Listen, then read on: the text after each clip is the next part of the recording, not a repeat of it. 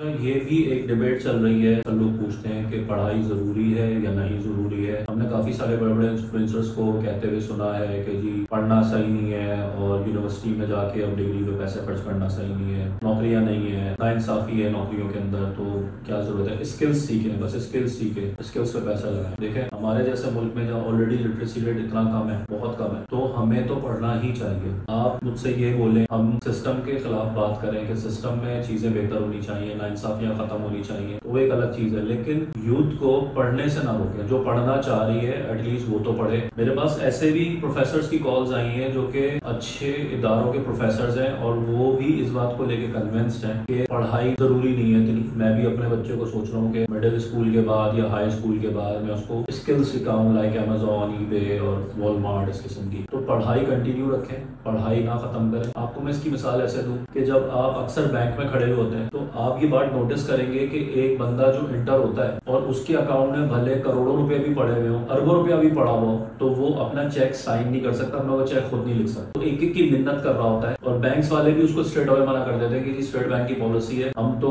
آپ کا جو ہے نا یہ چیک ہم نہیں لکھ سکتے, ہمارا کام نہیں ہے, آپ لکھوا کے لے کر آئیں. تو اربوں روپیہ ہونے کے باوجود بھی آپ اپنا ایک چیک نہیں لکھ پا رہے. پھر لوگ اے ٹی ایم میں لگے ہوتے ہیں لائنوں میں. جب یہ پیسے آتے ہیں اکثر چیریٹیبل آرگنائزیشن سے یا گورنمنٹ کی طرف سے, تو لوگ اے ٹی ایم کے باہر لگے ہوتے ہیں. لوگوں کو اے ٹی ایم چلانا نہیں آتا. کتنے صرف اے ٹی ایم سے پیسے نکلوانے کے چکروں میں لوگ جو ہے جھاڑیاں لگ رہی ہوتی ہیں باہر, گارڈز کھڑے ہو کے 200 300 500 روپے ان سے لے رہے ہوتے ہیں. ایون جو گاڑیوں میں بھر کے لے کر آتے ہیں وہ 1500 1200 روپے لے رہے ہوتے ہیں پر بندہ. تو آپ سوچیں کہ تعلیم کیوں ضروری نہیں ہے. یہ تو ایک چھوٹی سی ایگزامپلس ہیں, بالکل چھوٹی سی ایگزامپلس ہیں. جب ہم لوگوں کو پڑھا رہے ہوتے ہیں تو ہمیں اتنی ایفرٹ کرنی پڑتی ہے کہ وہ خود سے کچھ پڑھ ہی نہیں سکتے, وہ انٹرنیٹ سے اپنے لیے ریسرچ کر کے کوئی مواد نکال ہی نہیں سکتے. تو پڑھائی کیوں ضروری نہیں ہے. آپ کے ٹریننگ کورسز کرانے سے ایسا تو نہیں ہوگا نا کہ آپ نے ٹریننگ کورسز کرا دی, اگر کوئی پرابلم آئے گی تو اس پرابلم کو سالو کرنے کے لیے ان کے پاس اتنی علم اتنی نالج نہیں ہے کہ وہ گوگل سے جا کے اس کا حل نکال لیں یا ایک ای میل لکھ کے کسی کو فارورڈ کر دیں. تو ایسی چیزیں نہ پھیلائیں. اور کیونکہ انفلوئنسرز کی جو